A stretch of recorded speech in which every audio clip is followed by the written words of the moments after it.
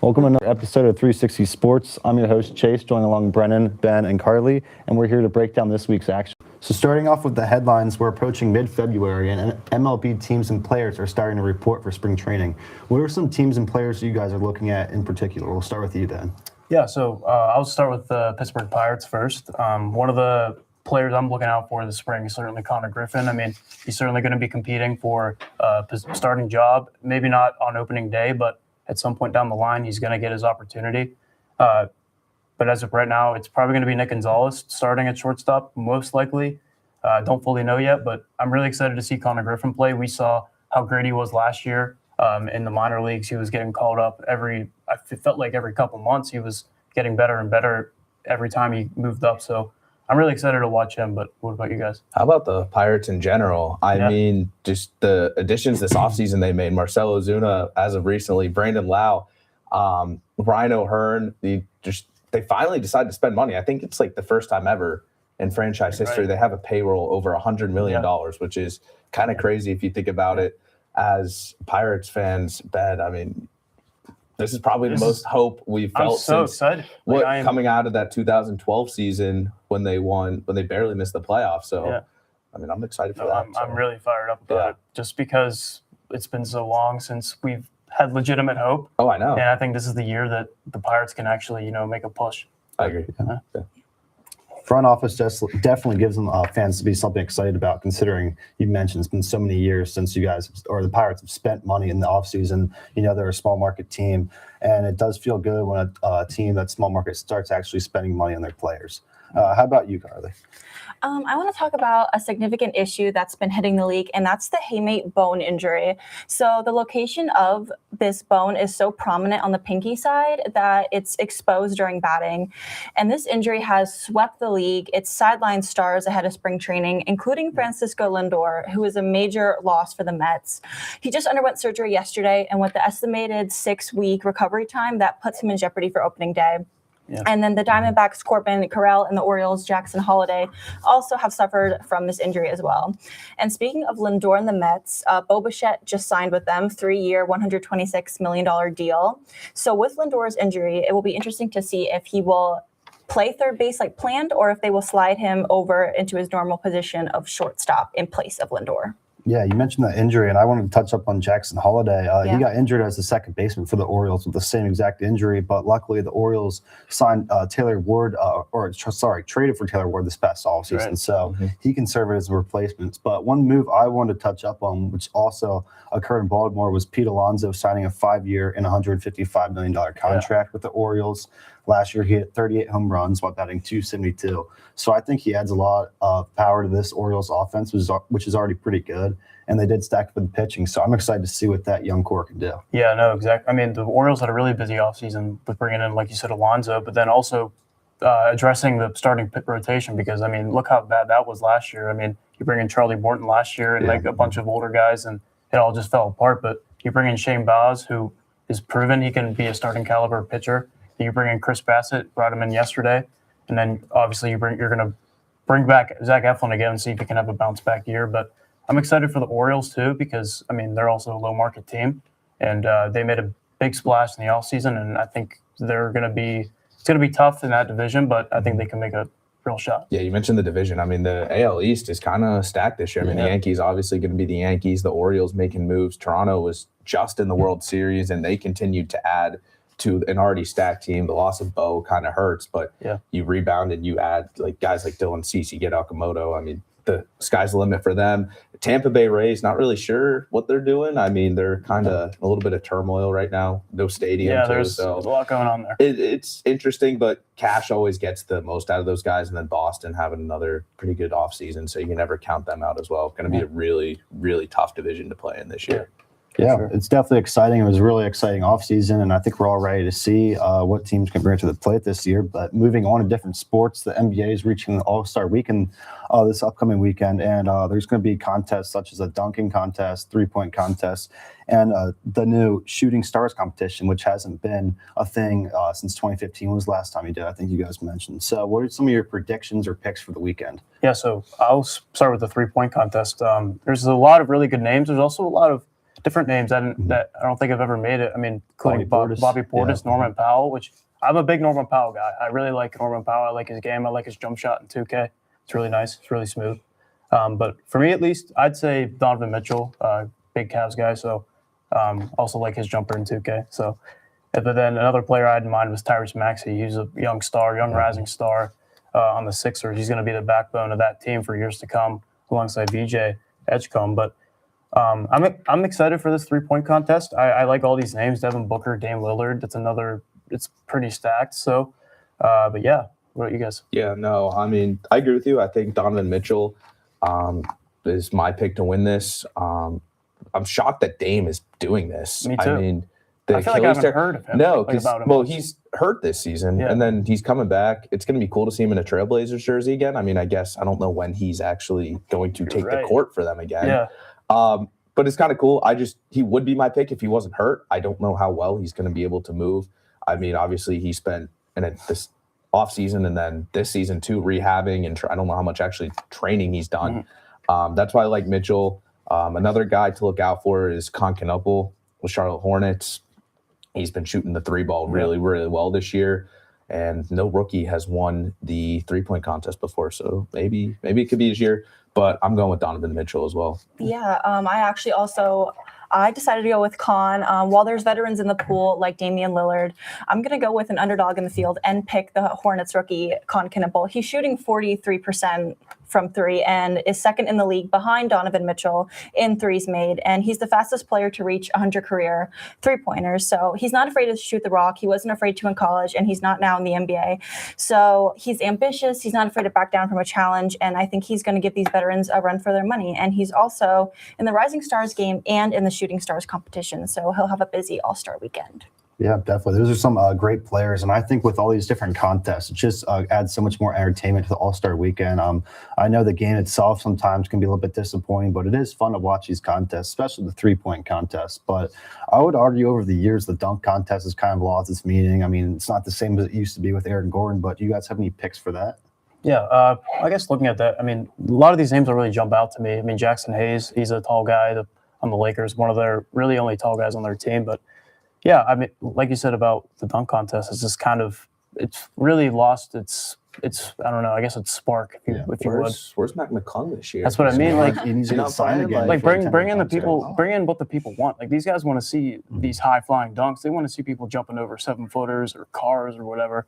But I don't know. I don't know if I'm going to be watching the dunk contest, but I'll probably be watching the 3-point. But we'll see. I just don't get why they don't bring in players like Ant or John Morant who actually have explosive dunks in games, but it's not my decision. Right. Like players that just aren't really known or talked about, it's not going to bring in a lot of viewership. Yeah, and I get like you're worried that the players are getting injured and stuff, but then I think that just is a bigger all-star question. I mean, across all leagues. I mean, you see what's going on with the Pro Bowl in the NFL right now.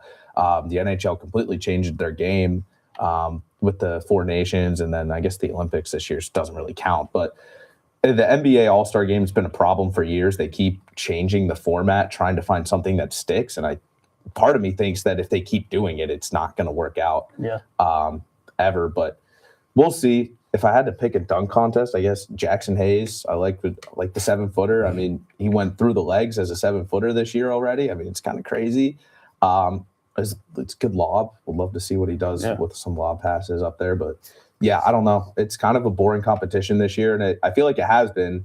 The only person people go to watch is Mac McClung normally. Yeah. Like, it's the only name they know because of this competition. But I don't know. Not too huge of a fan of the dunk contest this year. Yeah, I'm also going to go with Jackson Hayes on this one. He has 75 dunks on the season, and I think him being a part of the Lakers and his connection with Luka Doncic has been huge this season. I think with Doncic being such a crafty passer, it has furthered Hayes' confidence around the rim. So, and also in a press conference, he mentioned how it's always been his dream to be in a dunk contest. So I think his enthusiasm and the excitement around the event for him will definitely push him to have an exciting performance, as long as he doesn't shove any mascots, because that was Yeah. something. Yeah. Well, it should be an exciting weekend. But moving on, there's finally some happy news in Happy Valley as Penn State men's basketball got their second win in the Big Ten against Washington last night. So, what are your guys' thoughts on this program as a whole? And what are some things they need to work on? And what are some things that you see that they're doing good? We'll start with you, Bolton or Brennan. Well, someone who's been around the team for a little bit now. It's a new class. The team is just really, really young right now. So their expectations weren't really there to begin the Big Ten. I mean, they were projected to be right where they were at right now, 17th, 18th in the conference. Really like what Caden Mingo's done. The highest rated recruit in Penn State history. He's been balling this year as he should be. But some other risers too. I'm kind of shocked and like happy to see them doing well. Freddie DeLeon V has really took his game to another level this year. Hopefully he sticks around with the Nittany Lions next year. Would love to see him back for a senior year. And then the backcourt, or the front court, sorry, it's been a huge problem. I mean, Yannick Conan Niederhauser, they thought they were going to get him back. He goes to the draft, gets drafted in the first round. Now you're trying to fill a void, and you bring in these big men.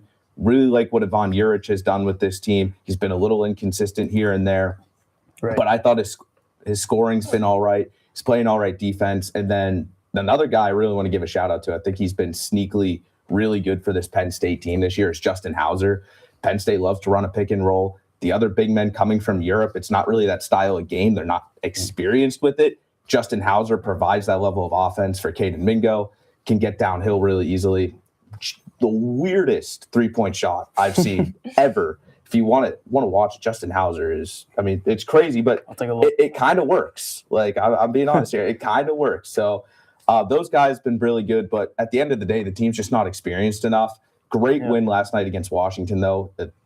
Traveling, however many hours it is across the country in a 3-hour time zone, playing a game really late at night, our time. It takes a toll on a team, and I'm very confident with them going forward, especially with the big win on the road. Yeah, no, it's definitely a good sign to see that they took advantage of a team that's lost 3 or 4 entering that game. But yeah, I think with this basketball team, a lot of the problems come from, like you said, from being young, because they have a lot of turnovers. They are very careless with the ball, a good bit. And they've also struggled with health. I mean, Chiani and Tibor Mirotic, they've been day to day as well. So, I mean, I'm glad Eli Rice returned last night too. He had a pretty solid game, but there's definitely a lot of good pieces. Like you mentioned, like Freddie DeLeon, their leading point scorer.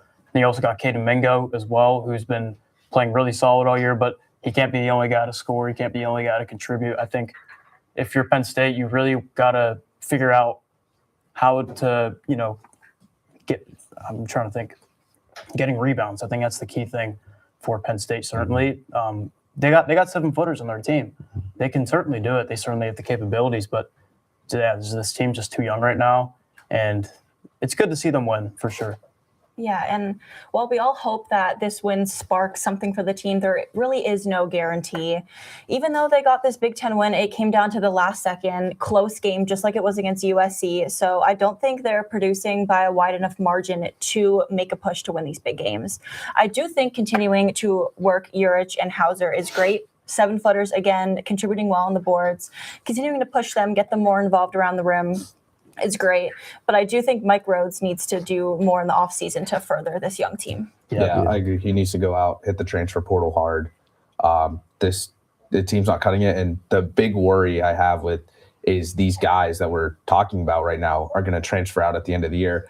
And then if you're Mike Rhodes, this is now the third different variation of a Penn State team that you've had in 3 years. So he needs to do his best to retain that talent while also bringing in some names that want to be surrounded by a guy like Caden Mingo. How much would you say his job's in jeopardy right now? I don't want to get into that right now.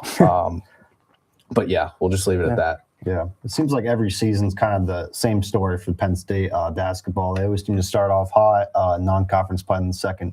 They run some Big Ten competition. They just don't seem to be there. But there's been some examples of games where they've been in. You mentioned the USC game, the Michigan game a while back. They were in that until the very end. So they just can never seem like finish out with a good record or make the tournament. So it definitely is disappointing. Yeah. But yeah. So moving on, it's draft season approaching for multiple sports. So we're going to go to the board and give our picks for some prospects that we're pretty high on right now. So we're going to start with you, Ben. All right. So the player that I had, he's a defensive player. Certainly going to be a high pick in this year's NFL draft. It's none other than Caleb Downs. I mean, we've watched this guy play a lot over the years. He has a bunch of starting experience. He's played in big games with Ohio State, and he's basically played in every big game you could think of. And I think this guy's the most NFL-ready defensive player in the league. I mean, this guy is just elite on all facets. He can stop the run. He can play in coverage. He's fast to everything. A lot of guys have him compared. I know I saw something that said that he's getting Buda Baker comparisons, as well as Troy Polamalu kind of comparisons as well, just because of how fast he is and how much of a game changer he is on the other side of the ball. So I think Caleb Downs certainly going to be a top 10 pick. Hopefully a team that needs to go, he's definitely going to help any team that needs a defensive player. Cough, cough, Bengals. So yeah, Caleb Downs. I think he's going to be a really fantastic NFL player. He's a fantastic player at Ohio State. And yeah, I think his ceiling is as high as ever. Go ahead. He's a solid player.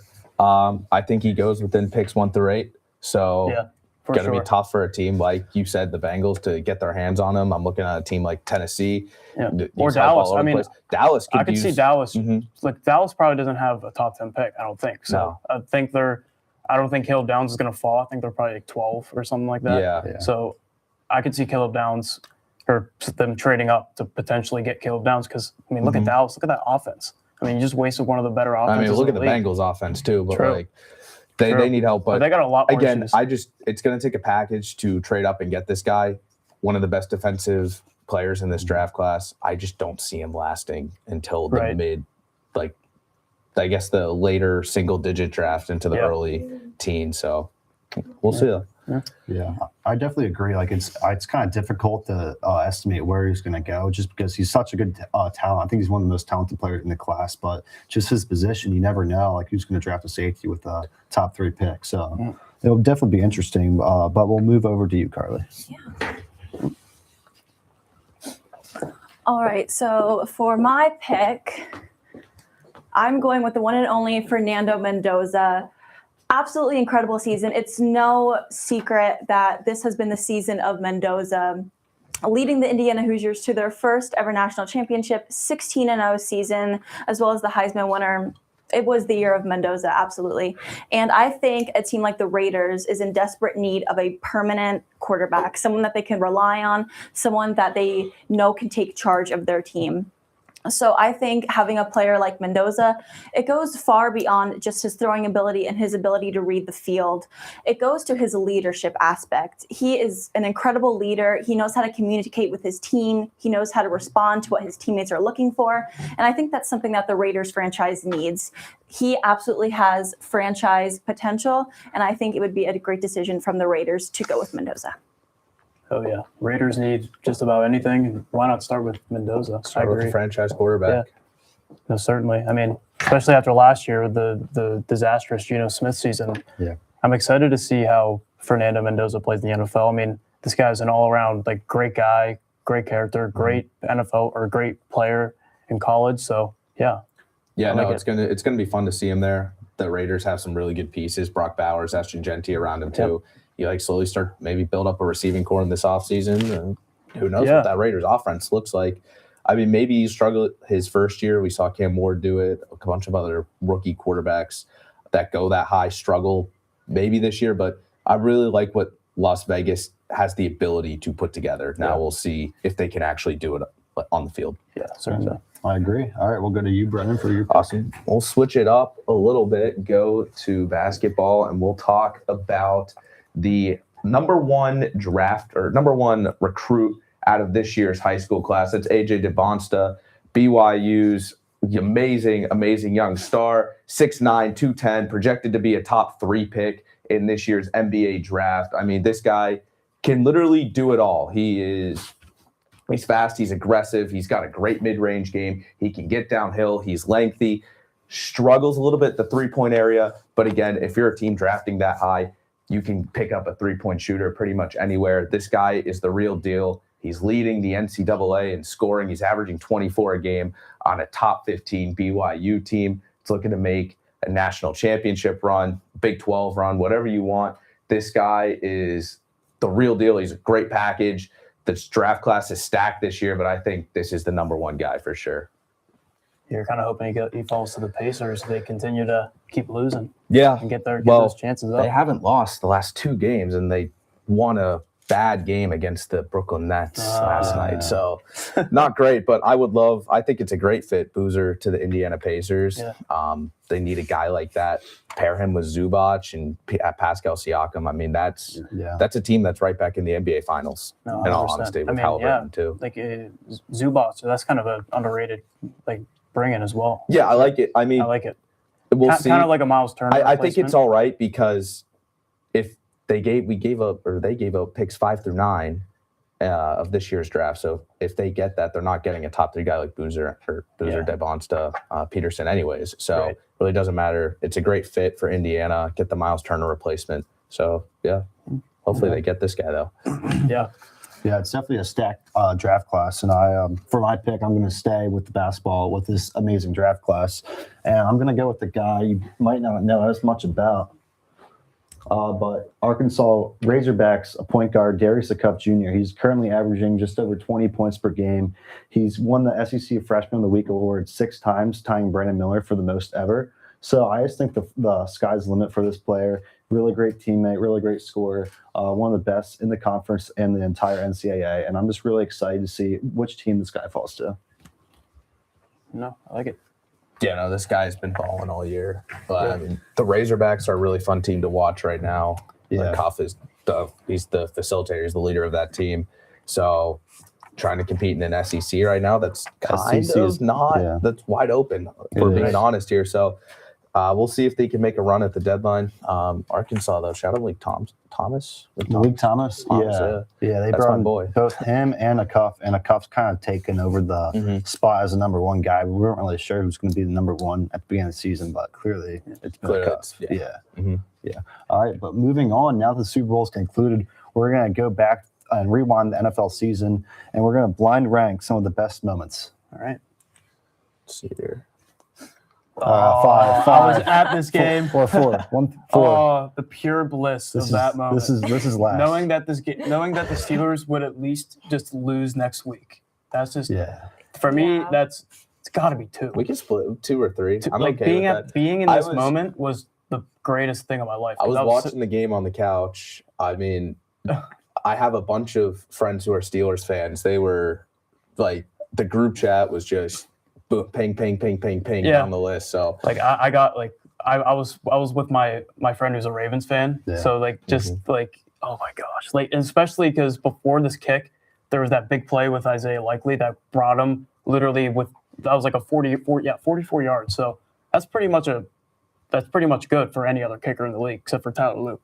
So yeah, Yeah, I think we can split it at 3 for sure. That would be my pick. While it's great for the Steelers, I can't help but feel a little bit of heartbreak. What a insane situation to be in. He was in such a high pressure situation, and it just didn't fall for the Ravens. And it's unfortunate, but as a Pennsylvania sports fan, works for us. yeah, I get chills just still watching it, even though we just absolutely got Again, obliterated by look at Houston the a week crowd from that behind night. too. I know, like everyone was jumping. Like I had random people jumping all over me. They Like went from- I was so I happy. went from fire Tomlin chance to that in like the course of 3 weeks. If that's not Steelers football, I don't know what is. Yeah. All right, moving on to the next moment. This was a good one too. Okay. Yeah. Yep. this I'm is the- saying, for me personally, I think this is 2, just in Yeah. case the other Caleb Williams play is added. That's true. Because I think that I know they lost that game, but personally, I think that moment was better. Yeah, but this was also good because this is when the Bears were down and out pretty much most of the game. I'm pretty sure. Yeah. So Yeah, this I mean- was regular season. They came back. Yeah, it was Yeah. definitely exciting to see it live. Yeah. So, what do you guys think? I would Yeah, say I like 2. I like to. Mhm. Yeah. I'd put Okay. it Yeah, at this is a 2 as good well. Okay, so we have 3 and 2. We need 4 and 1. All right, so I think they were back to 5. I'm okay, pretty sure. so we'll roll the next clip. That's correct. See this one. Oh, was this the kicker? Yeah, this is the the kick kick return, return, Rashid Shaheed. See, I mean, they dominated that game. Though. Yeah, I mean, it was a kind of a, beautiful way to start a Right, football yeah. game.